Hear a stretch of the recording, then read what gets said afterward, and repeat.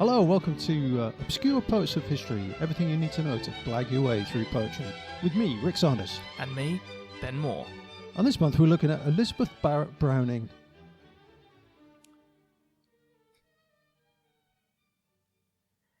Dear my friend and fellow student, I would lean my spirit o'er you down the purple of this chamber, tears could scarcely run at will. I am humbled who was humble. Friend, I bow my head before you. You should lead me to my peasants, but their faces are too still. There's a lady, an earl's daughter. She is proud and she is noble, and she treads the crimson carpet, and she breathes the perfumed air. And a kingly blood sends glances up her princely eye to trouble, and the shadow of a monarch's crown is softened in her hair. She has halls among the woodlands. She has castles. That was the beginning of Lady Geraldine's Courtship by Elizabeth Barrett Browning. The poem that caught Robert Browning's eye, apparently. And what was it he said about her? He said, he wrote to her, didn't he? He said, I love your verges with all my heart. Dear Miss Barrett. Possibly, that's what it looks like in possibly my handwriting, verses. but I think it's verses. Yeah, I love your verses with all my heart, dear Miss Barrett. And that was it. And that was the start of their loving relationship. Yeah. Which happened over letters for quite a while. They just exchanged a lot of letters. They didn't have text in those days. No. Or email. But there's something else about that poem, isn't there? Yes. So interesting fact. It's hard to spot because the rhyming structure is different. But the rhythm of that poem inspired Edgar Allan Poe. What do you mean he nicked it? He nicked it for The Raven. Oh. He was a big fan of it. He nicked it for The Raven. Yeah. And he dedicated his book to Elizabeth Barrett Browning. Do you think that was out of guilt from having stolen her work? Because he did also, we've just established, he also stole a rhyme. Because she rhymed uncertain with curtain. And he rhymed uncertain with curtain. In fairness, if you're going to have a curtain, it's got to be certain or uncertain. But he borrowed it, so she was influential in her time. Was EBB? EBB. So just call it Lizzie. Lizzie for short. Liz Browning. Yeah. Liz Browning. She was influential, Very even influential. if not as well known amongst the public. What other poems was she famous for? So one of the big ones, emphasis on big. Yeah. Was Aurora Leigh. Oh yeah, the feminist classic. Book length. So we're not reading that one. No. But also a sonnet that even if people aren't familiar with it, they will know the opening line. What was it? How do I love thee? Let me count the ways. What's the full title though? I think it's called How Do I Love Thee. I'm going to correct you there, Ben. It's called Sonnets from the Portuguese 43. How do I love thee? Let me count the ways. Catchy title. Yeah. It was like trendy to do translations. So even though they're not translations, she called the book Poets from the Portuguese. She wouldn't be the first poet, would she, to lie about that. To make herself look better. Be like, oh, look, it's world poetry. World poetry, it's like world music. Oh, look, it's world poetry, isn't it? The Portuguese. I like that. It's actually written for Robert Browning, and I believe was from the collection of sonnets that she wrote for him while they were courting. But she didn't show them to him. She kept them secret and carried them around with her for years and years and years, and only published them, revealed them later when she felt that he really needed the encouragement. Was this after they were married? Yeah. Yeah. And then he was like, these are pretty good, you should publish these. It's not a good idea, is it, to get those sorts of secrets in a marriage, I think. What, I wrote I've got dozens of sonnets about you. Yeah. I'm not going to tell you. Kind of brace the trust a little bit, don't you? If it was all kind of, I cannot stand the way you style your hair, you look like someone dropped you in a pool or so. If it was that, maybe that's a bad secret. But if it's, surprise, surprise, I wrote dozens of really loving sonnets about you. But I'd just be thinking, well, what else have you kept from me? A villanelle about... A villanelle about my affair with yeah, Pope, whatever his name was. Pope? Well, whoever. let's go back Yeah. to the beginning. Elizabeth Barrett Browning was not born Elizabeth Well, she wasn't Barrett born. Browning. Oh. No, she was born Oh, she was born. on Okay, I'm glad we supposedly. cleared that up. Well, the thing is, it's a bit tricky clearing up when she was born Right. because they say 6th of March 1806, Right. but It's apparently quite specific. there's some confusion around when she was christened. Because there is some suggestion that even though she was born in March 1806, her parents may not have been married until May 1806. Dirty. So there may have been some slight fudging of numbers. Don't give me that look. I thought you were going to say something else. Slight fudging of the numbers. Okay. Nobody's entirely sure. But 1806. Yeah. And she's born Elizabeth Barrett Moulton Barrett. What? Is her full name. Like the cheese. Elizabeth Barrett Moulton Where the Barrett. cheese comes from. Is it? Okay. Molten Mowbray, I'm thinking Yeah, of. so more, apparently more there's... famous for the pork pie. Sometimes when Emma, who at the time of this recording is my fiance, sometimes if I want to encourage her but I can't find any nice flowers to give her, I get her a pork pie. That's fair enough. Yesterday, on the way to her house, It's not the most romantic I couldn't find any flowers, so I went into Marks and Spencer's and bought a really nice pork pie. Did you get 4 mini pork pies? No, it was one sort of larger one. One giant one. Yeah. But there you go. So she's Elizabeth Barrett Moulton Barrett because apparently there was some obscure rule about inheritance in the family. Every generation that you had to keep the surname Barrett. But she also had Barrett in her name. I mean, probably, the families... It was difficult in those days. Married pretty close, didn't they? Yeah. So she had the name twice, basically. But she had quite a very privileged upbringing, I think. Yeah. And this is very interesting. So her family owned plantations on which slaves worked. Wow. Which is particularly interesting because Elizabeth grew up to be very anti-slavery. But they were very well off. She was the oldest of 12. Yikes. And they had quite an idyllic, very loving upbringing. She couldn't go to school, being a girl, but she had an education at home. She apparently was reading novels by the time she was 6. And, Bit of Dickens. Was he around then? Probably. No, he was later, No, I think. later than that. Yeah.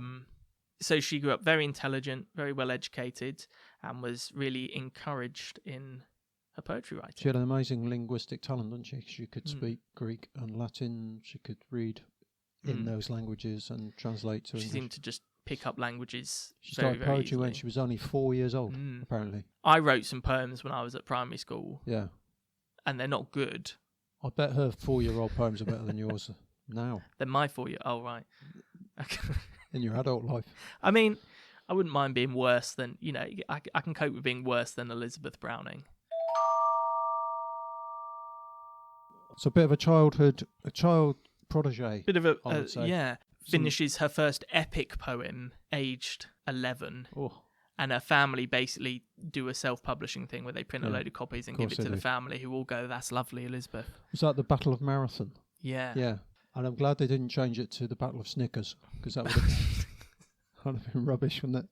Apparently, if you find a Battle of Marathon, a copy of the Battle of Marathon now, they're as rare as hen's teeth. Very rare. Surely there must be cheap. You must be able to read it now. When they say there's only 50, you can't. Surely that's if you get hold of an original. I don't know. I expect there's one in the British Library or something. But surely you can just find a Wordsworth editions. Okay, you telling me nobody's read that poem? I've no idea. I mean, I haven't read it. No, I'm just saying that if you can find the original copy, then you quit in. Yeah, well. So she was, So she started young. She went well. Yeah, supposedly a very idyllic childhood, but there was the other side of it, which was that she was constantly unwell. A poet's constitution. Rubbish. Yeah. Basically, she has no constitution. Goes down at the slightest touch. I sympathise a lot. I have no immune system, and she seems to be constantly ill, constant headaches. Well, she fell off a horse, didn't she?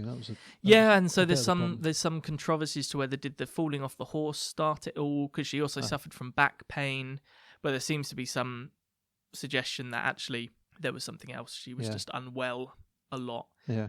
So she would isolate herself in her room. And also from quite an early age, is maintaining a correspondence with lots of people. She liked writing to writers she admired, but did not like meeting them. She burst a blood vessel in her chest. Did she? Yeah. How'd she do that? I don't know. So beating her chest in grief or something over what she was writing? No, I think it's when she fell off her horse. Oh, okay, that makes more sense. Burst blood vessel. Yeah. But yeah, so she I've forgotten his name, but she corresponded with a... Hugh Stewart Boyd. Was he the blind man? Yeah. He lived down the road, didn't he? And they forged quite an interesting relationship. It was interesting because it was almost like a prototype Robert Browning situation, which we'll come to later in that. Well, he was married. He was married, but he was an older man. She was rather fond of him. Yeah. Well, he took her under his wing. Yeah. But he also, it would seem, took a lot of young women under his wing and would basically set them off against each other. So she'd go round. She basically had clearly fallen in love with him. And for a long time, she resisted actually meeting him. She had serious anxiety about meeting him, and he kicked off. So she would go round, read stuff to him, help him transcribe his stuff. And then he found some other young women, and he apparently quite enjoyed if she would go round, he'd go, not now, Elizabeth, actually, I'm chatting with Louise, whatever. When you said they set them off against each other, I thought you meant like in a sort of wrestling, promoter of wrestling events for literary women. Yeah, literary women. I mean, there's an idea there. I quite like You're full of ideas. You're full of poetry nights. Maybe that could be... Well, that could be one.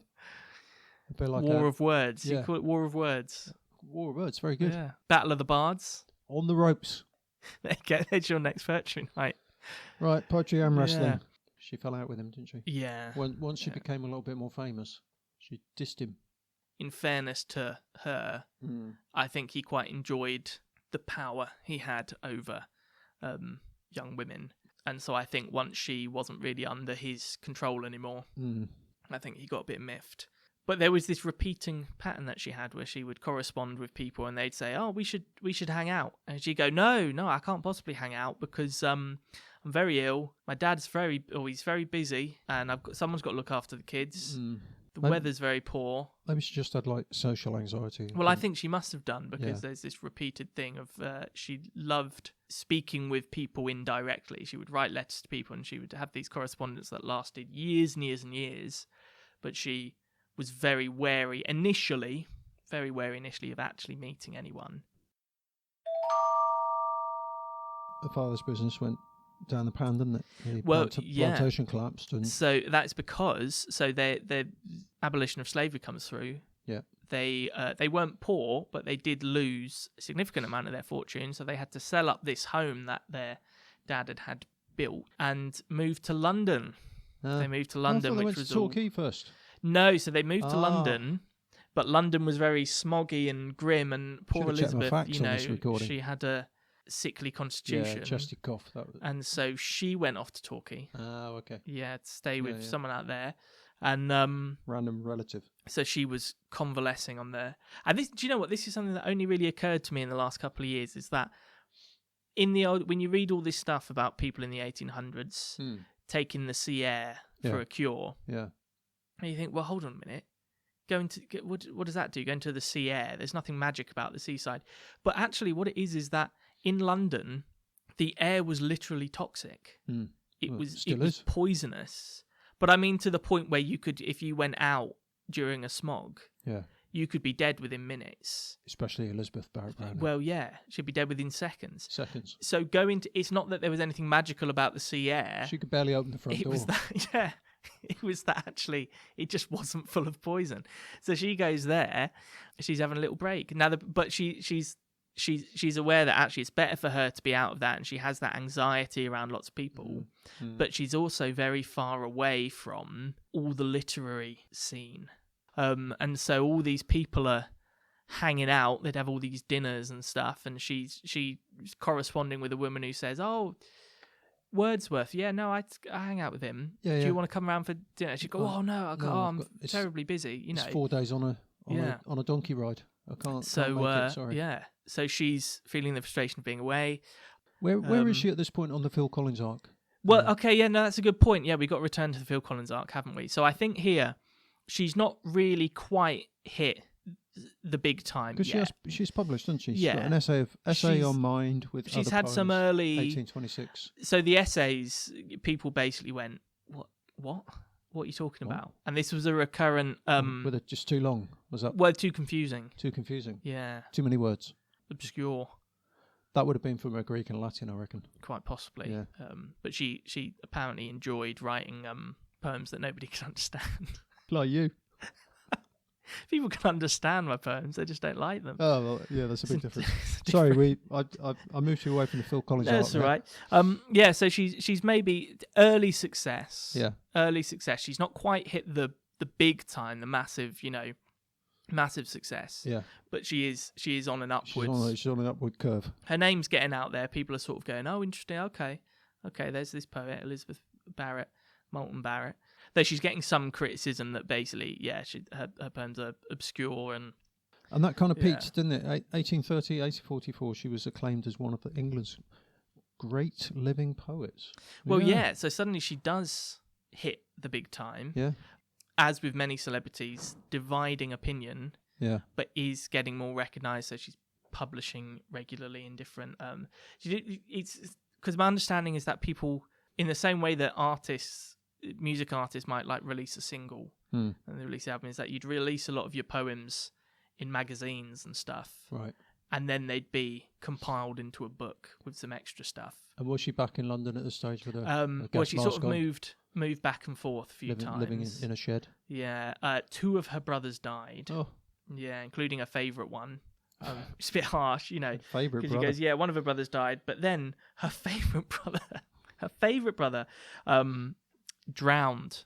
I think whilst visiting her in Torquay, he drowned. Went for a swim. Yeah, in the sea. Never came drowned, back. Yeah, absolutely devastated her. She's already got real anxiety, so she heads back to London and she's basically like, right, I'm never leaving home. Got to stay with my dad. Her dad's very sad, very dedicated to each other, her and her dad, but he makes it very clear that he expects his daughters basically to never get married and to stay home and to look after him. So at what point then did she meet the Bobby Browning? Bobby Browning. Well, when she starts getting quite successful, one of these poems is the Lady Geraldine's Courtship. That's the one you read at the one we read at the beginning. Yeah. He reads that. They've had some kind of, she's seen some of his work, he's seen some of her work, and this is where he fell in love with her verses. Her verses. He writes to her, and so they kind of correspond, and she says, "Can I come round to tea?" Yeah. Is that, yeah. And she also drops a few hints about him into some of her poems. So she writes some poems in which she name drops Robert Browning. Nice. Which is, it's like... That's the way to do it, isn't it? So how does this blossom then, this relationship with Browning? Because it goes... they correspond. And but it's a bit of a roller coaster ride, isn't it? It's a roller coaster ride. So they correspond a lot, and he says, "Do you want to hang out?" Yeah. She says, "No, I can't possibly hang out. I'm busy that day." Yeah. And he sort of does, "Well, I didn't specify it." He goes, "Trust me, I'm busy." Classic. Having my hair done. Yeah. To the extent that he actually shows up at the house a couple of times. Unaccompanied. Unannounced. Oh, unannounced. That's the word I meant, unannounced. She kind of does that, pretending she's not in. Oh, I'm terribly busy, or you can't possibly come in, we're having dinner, Really nervous. Loves writing letters to him. Absolutely loves writing letters to him and feels like, this guy's a born writer, my best friend. Yeah. Let's face it. So they become very close friends without actually seeing each other. He's living with his parents, and I think they're basically funding him being a poet, because there's not much money in being a poet. He can't wait to move out. Yeah, he's like, look, I've got to get out of it. So he says, look, you're making all these excuses. Either tell me that you hate me, or let's hang out. Right. He says, and don't worry, you can stay at home. I'll pop round, and you know what? I'll just pop round for like an hour or two, and then I'll go. I won't even stay for dinner. It's all good. And she says, well, look, my dad will not like a man coming round here to, because he'll think that we're going to get married. And so they do it secretly. Oh, clandestine relationship. Except her sister knows. Oh, it's not that secret then. No. And so they're not like alone in the house. They're just got... Sister's always there, playing gooseberry. It's just when her dad's out, Robert Browning comes in, they chat for an hour or two, and then he leaves. And that's all he's allowed to do. until something happens. Hi. Something happens. Nobody's entirely sure what happens because something happens, but what we have is not an account of what happens, Right. and not the letter that she sent to him afterwards. We have the response that he sent. So we just have her. to make the rest up like a tabloid Yeah. newspaper. So what he is writing in his letter is essentially, I'm terribly sorry for the way I behaved. I'm sorry that you felt so strongly about it. I promise not to ask you to marry me again. Oh, I thought you were going to say something else. Yeah. Apparently, had got a bit carried away Down on one knee. and said, right, let's get married. And she'd gone, No. what? No. Excuse you. Did you recall the terms of the agreement out. that you don't? You remember why we've got to meet in secret? It's because my dad will think we're getting married, and Yeah.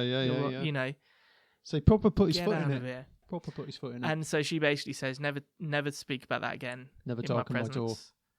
Well, no, because what she says to him, right? We got to pretend that never happened. So let's keep being friends and keep writing each Harsh. other letters. And you can even come round, but you must never acknowledge that happened.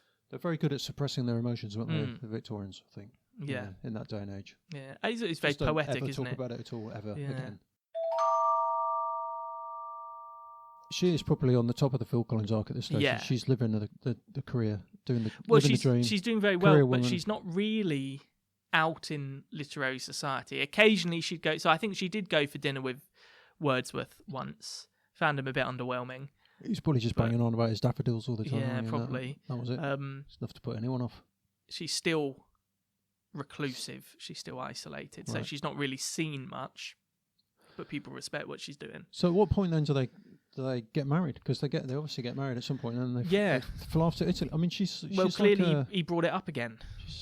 she's an anomaly, isn't she? You know, Yeah. she lives sort of like a hermit type life, can't go out the front door, and then all of a sudden, oh no, I'll just get married, and then we'll go and live in Italy. Well, Let's that's go the there. thing is That's nice, isn't it? As far as everyone else is concerned, that's what happened just overnight. She went from, oh no, I'm just gonna live here with my dad till I die, to right, I'm off to Italy, because they keep it all secret, and it's all She must have had a falling out with her dad then, do you reckon? Well, I think she was worried about upsetting her dad. Yeah. Because she thought if her dad didn't love her anymore, that would be the worst thing that could ever happen. So she just eloped, got married, ran away, basically. Because he did. I think at one point he found out that Robert Browning had been visiting, and he basically said, that boy's not to come around here again. Did he smash all the teacups? In a big, I don't know, hissy fit. I don't think he was a hissy fit kind of man. I think he was a sulker. Was he? He'd have a big sulk. One day, Robert Browning goes, look, I know I said I'd never mention it again, but I was just thinking, do you think, just... What are the chances? Only if you want to, just thinking that maybe we could get married. Maybe. And she goes... Yeah, all right then. But she goes, all right then, but then she goes, all right, but we've got to do it secretly. We've got to work this out. Right. Got to work this out secretly, so we've got to make our plan. Let's make our plan. Schemer, wasn't she? But she drags it out for like a couple of years. Yeah, soon, Robert. Soon, Will. Trust me, we're nearly ready. And then he'll go, right, let's do it this weekend. She go, oh, I can't. Not this weekend. We're going to the football on Saturday. It's too much. I've got a lot on, actually. And Dad's unwell, so I'm not going to upset him while he's unwell. Maybe next summer. And then it gets summer and she go, oh, look, thing is, I've got this thing on. And so he puts his foot down again and says, look, shut up. It's never going to be a good time. No. So we've got to go. Just get it done. So one day. One day. Yeah. One day she gets up. Her dad goes out to work. Her and Robert Browning go to Mary St. Marylebone Parish Church. In her parish. Yeah. And they get married. They've got two witnesses who are like the only two people who knew it was happening. Did they drag them off the street? They get married, yeah. Yeah. They go to France for their honeymoon. Yeah. And she thinks, look, what I'll do, write some letters to my family, to my dad and my brothers and my sisters and that. I'll tell them that we're going to be wherever in Italy by this point. Yeah. And they can write me there, and that'll give them time to calm down. Take it all in. They can take it in, chill out a bit, and then it'll all be water under the bridge. Yeah. And her dad never spoke to her again. Disowned her immediately. Harsh. Yeah. Her brothers initially disowned her. He's not going to win Dad of the Year for that, is he? No, yeah. Let's face it. Her brothers came round eventually and were friends again. And well, they probably wanted a bit of a holiday in Italy, and they thought, well yeah. So they all kind of come. Where can we go cheap? I know, we'll go stay with the sister. We'll go see her. We better forgive her then, you know. Yeah. So they all go round, and it's kind of okay again. But her dad absolutely devastated, disowned her. Later disowned her sister because she got married as well. Yeah, I don't know why he would do that. He's the right dinosaur, wasn't he? Elizabeth's writing some sonnets. I know these are sonnets from the Portuguese. Sonnets from the Portuguese. Yeah. And one of which was "How do I love thee?" ? Let me count the ways. That one. That's a famous poem, isn't it? Yeah. Do you want to read it? How do I love thee? Let me count the ways. I love thee to the depth and breadth and height my soul can reach, when feeling out of sight, for the ends of being an ideal grace. I love thee to the level of every day's most quiet need, by sun and candlelight. I love thee freely as men strive for right. I love thee purely as they turn from praise. I love thee with a passion put to use in my old griefs and with my childhood's faith. I love thee with a love I seem to lose with my lost saints. I love thee with the breadth. Smiles, tears of all my life. And if God choose, I shall but love thee better after death. After death. After death. I didn't read that very well, but you get the general sentiment of it. Yeah. Yeah. And it's at this point, isn't it? Even though she's writing love poetry, she's also getting into the political stuff. Yes. Over in Italy. So they're in Italy, and she's ranting basically, isn't she? Everyone. She hates everyone. But she's kind of going, Italy needs to be free. What's the situation there? There's all sorts going on there. I think she gets behind the cause of the liberals, doesn't she, in Italy, to take back their country. But she gets a bit disappointed with them at not being. They got invaded by Austria, and she for some reason she takes offence at that, and she thinks, imagine that. Come on, guys, you should get a bit more organised in your rebellion. And then she gets a bit mad at the Pope because he's I think sitting on the fence. The Grand Duke, the English government, and then the Florentines themselves for not sacrificing themselves. I think it's the term that she put it. Sacrificing themselves to the cause. So she's there protesting with a bit of poetry, like you do, sitting in the background, writing a few letters, writing some poems, thinking that's going to make a difference.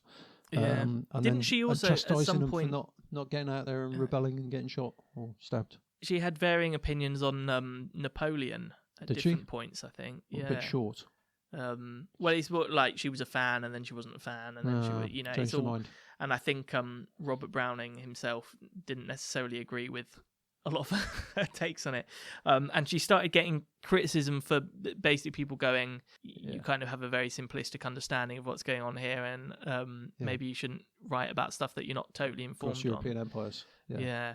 But she just massively identifies with Italy. She's just she considers herself an Italian. She's in love with the place. At this point. Yeah. Maybe she's a big pizza fan. Big pizza. Maybe. They got constant money problems. Yeah. I mean, normally if you're a poet and you want to, you're in a relationship with somebody who's got a proper job. Earning some money. And they earn money, and you they fund you, but and you leech off of that. And they've got to get their money Yeah.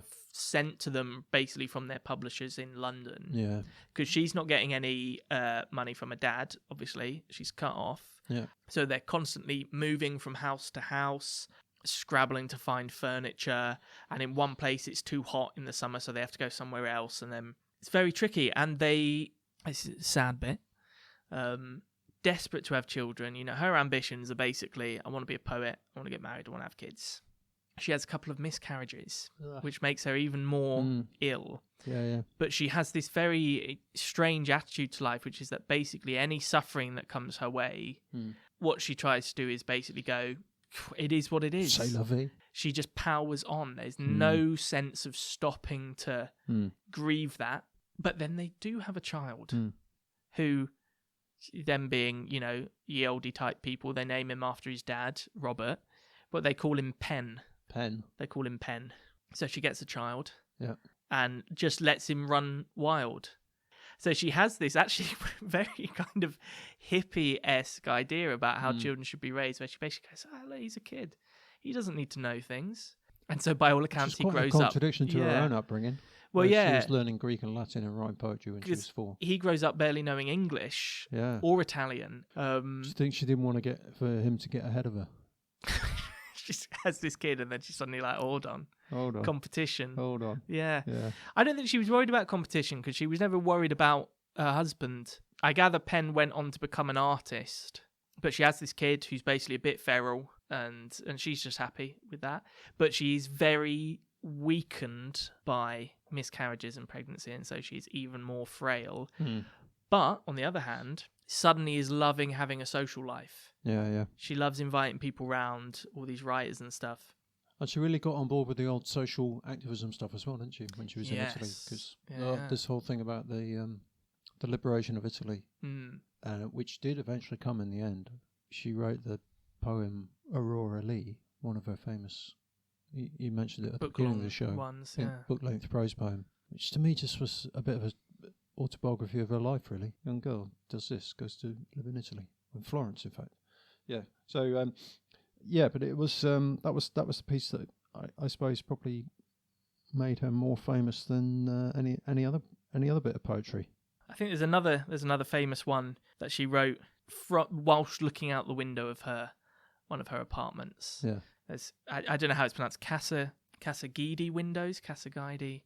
The second word is Guidi. Casa Guidi. I heard last night a little child go singing neath Casa something windows by the church. O bella libertà, O bella stringing, the same word still on notes, he went in search, etc., etc. I butchered that.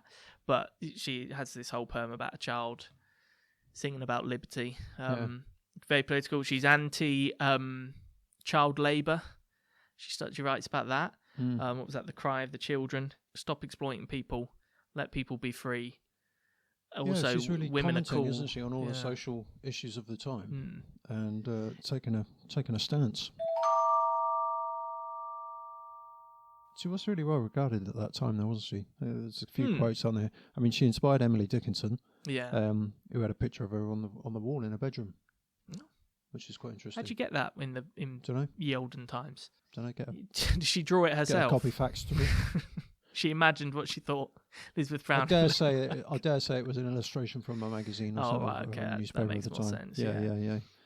The greatest woman poet in English literature. Ooh, she was known as, I don't know, just these are random quotes. Yeah. Shakespeare among her sex. Yeah. So really. So she's dividing regarded. Opinion. She's divided. She's highly regarded by some people. Others hated by others. Are basically going, can you tone down the politics? Yeah. You're a bit naive. And what's interesting is she had this very interesting attitude in that which she would read reviews of her work, but she wasn't fussed about them being positive. Right. In her mind, it was the number of reviews that mattered, because even if people didn't like her work, the quality. Yeah. But even if people didn't like her work, they were reading it. Right. So it didn't matter, and she would really enjoy finding out that people thought they couldn't understand her poems, which was also criticism often aimed at Robert Browning. Yeah. She liked knowing that they didn't understand them, but also if they criticised her poems, she would really pay attention. She loved criticism. Yeah. The harsher, the better. So she's back on the Phil Collins art there, where he's doing all of these songs, and people are loving them and hating them, and criticising them, but the difference is she would write to people and say, "Hey, I saw you criticise my poem. Could you give me more specifics? Oh, right, okay. Tell me more." It's like a critiquing workshop. Yeah. And she loved it because in her mind, criticism is a chance to learn. And again, it's this weird attitude to feedback of champions, suffering and negativity, and that she's like, "Hey, whatever life throws my way, fantastic." Yeah. And then because she was not very well a lot of the time, she eventually died, didn't she? A severe cold, cough, and a sore throat. Sounds like an early COVID-19 victim. COVID-1. She basically just died of a slight slight cough. There's differing. Are there differing views? Well, yeah. So there's lots of. Nobody's really sure what she died of. Oh, okay. Some people think it might have been a heart attack. Right. Some people think it might have been tuberculosis. Blimey. But I was reading a book about her, Yeah. and it had a really incredible description of her death. And so, when we were doing Tennyson, and he has his finger in the book, and it's all kind of very posed. Put my finger in a book of Shakespeare, or to show Check out. me. Well, she has less chance to Stage it. Robert Browning's there. They're in Italy, and she's got a kind of a member of staff there called Annunziata. But this description, this is from a book by Margaret Forster, and it's just called Elizabeth Barrett Browning. And I want to read this extract. Okay. She's in bed. Robert Browning's looking after her. He's, mopping her brow. Feeding her some chicken jelly, apparently. That's how this starts. Chicken jelly? Yeah. What's that? It's jelly made of chicken, I guess. Isn't that hideous? But there you go. That's probably what killed her. That's my theory. She was doing all right, and then he fed her some chicken jelly, and she went, "What the hell's that? I'm out of here." Does she go, where's the ice cream? Yeah. Oh, gosh. So here we go. Listen to this. He raised her up and managed to get her to take some chicken jelly. There you go. Convinced she must have some nourishment. "Well, you do make an exaggerated case of it," she teased him, smiling. She kissed him and kept her arms round his neck. She once more closed her eyes, and Robert was not sure if she was awake or sleeping. "Do you know me?" he whispered. She smiled again and murmured, "My Robert, my heavens, my beloved," and kissed him again and again, saying, "Our lives are held by God." Gently, Robert laid her on the pillow, but still she tried to go on kissing him. When once she was lying down, she could not reach him, and instead kissed her own hands and raised them up towards him, as though trying to shower him with kisses. He asked her, "Are you comfortable?" And she replied, "Beautiful." She seemed to fall asleep again. Suddenly, Robert remembered she ought not to be in a lying position when, as he could see, the struggle to cough was beginning. He lifted her up to ease the cough. He felt her try to expel the phlegm and then stop.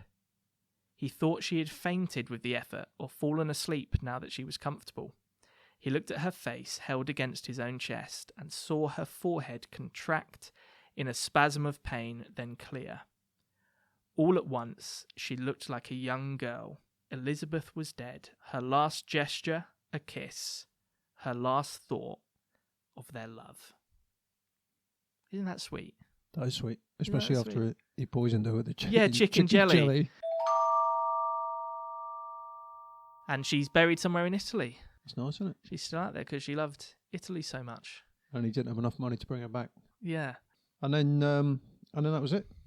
But she had a resurgence, didn't she? Her work had a resurgence anyway. Yeah, so she, like 1930s. She never quite disappeared, but she kind of she becomes a bit more obscure. Yeah, in the 30s, I think it was Virginia Woolf who sort of reignited the popularist view of her work, or on the poem Aurora Leigh. Anyway, I think she described it as its speed and energy, forthrightness, and complete self-confidence.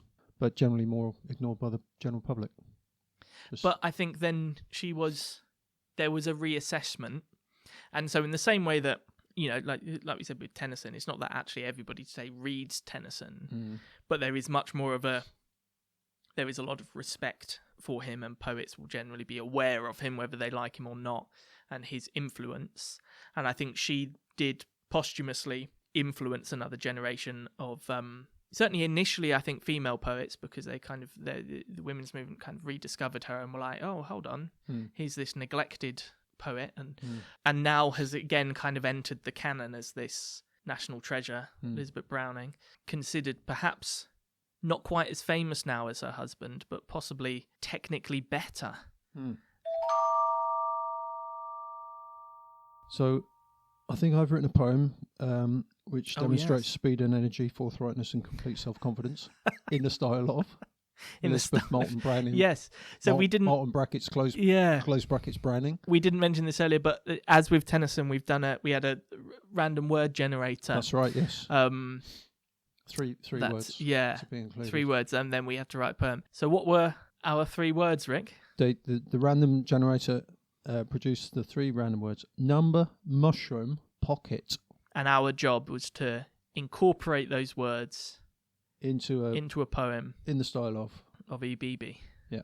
What kind of poem have you gone for, Rick? I've gone for the classic sonnet. So have I. Have I've you? gone for a sonnet, yeah, because you wrote a lot of sonnets. In what other ways have you drawn from her poetry to? Well, basically, I've just a bit like your man who wrote The Raven, whose name I've forgotten already. Edgar Allan Poe. Edgar Allan Poe. A bit like I've just basically stolen the entirety of her poem, How Do I Love Thee? And have you just written down her poem, How Do I Love Thee? Kind of. And but it's heavily influenced. How Do I Love Mushroom? It's heavily. I'll give you the title. Let me count the pocket. And then you can. So it's called Sonnets from the Woodland 42. How do I pick thee? Let me count the ways. Shall I read it? Yeah, go on then. How do I pick thee? Let me count the ways. I pick thee, mushroom, in fingerless glove, my hand to feel the tenderness of love for stem and flesh so greatly revered. I pick thee in the dim of autumn days, on bended knee in earthy woodland glade, to pocket safe thy bounty that is laid between the bramble, fallen tree and root. I pick thee till I cannot pick thee more. I pick thee till you number but a few. I pick thee with a passion to explore the lengths to which a species can endure. For when I pick the last that I can source, I'll have enough to make a mushroom sauce. That was beautiful. That was something. I thought it had the speed and energy, forthrightness and self-confidence. Forthright. That was exactly what. Of a Browning piece. Yeah. Just the word forthright kept popping into my head as you read it. Enough. Yeah, forthright. And have you got one, Ben? I have got one. Did you manage to put one together? I did. Because normally I know you struggle with this whole poetry writing thing. No, I've got one. So mine, it was a sonnet, but I decided to be inspired by her political poems, her poems about revolution and that. And I've called mine Sonnets from the Boggies, because I had mushrooms grow in a bog. Instead of Portuguese, boggies. All right. 7, because I want to imagine that there's many sonnets in this sequence. Well, there's 42 in my sequence. Yeah. And I also tried to really make the syllables a bit difficult in some lines as well. What, you mean you just couldn't be bothered with it? With getting the right syllable count? No, I mean sometimes I went back and made lines trickier. There's particularly, basically, the opening line has too many syllables, where nurturing has to become... Nurturing.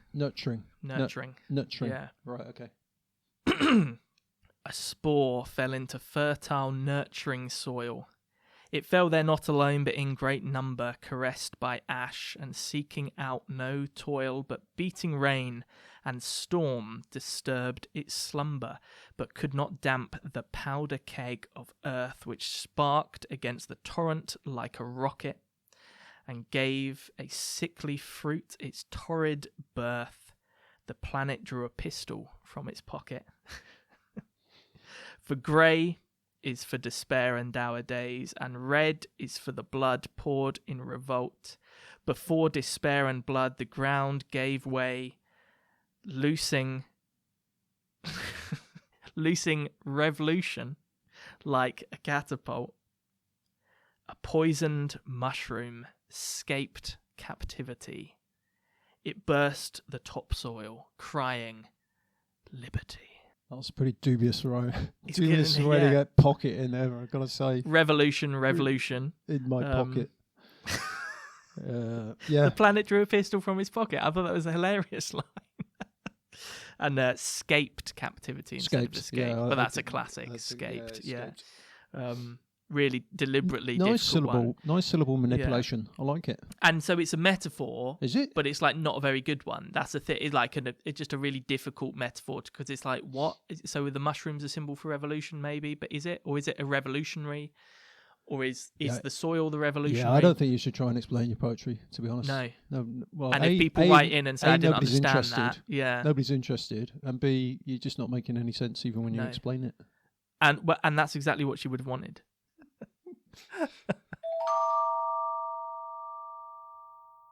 Well, thanks for listening, anyone who's listening.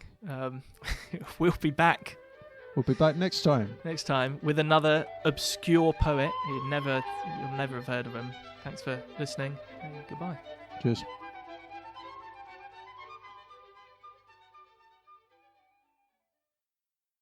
A Musical Instrument, the final published poem by Elizabeth Browning. What was he doing, the great god Pan, down in the reeds by the river? Spreading ruin and scattering ban, splashing and paddling with hoofs of a goat, and breaking the golden lilies afloat with the dragonfly on the river. He tore out a reed, the great god Pan, from the deep cool bed of the river. The limpid water turbidly ran, and the broken lilies a-dying lay, and the dragonfly had fled away ere he brought it out of the river. High on the shore sat the great god Pan, while turbidly flowed the river, and hacked and hewed as a great god can with his hard bleak steel at the patient reed, till there was not a sign of a leaf indeed to prove it fresh from the river. He cut it short, did the great god Pan, how tall it stood in the river, then drew the pith like the heart of a man steadily from the outside ring.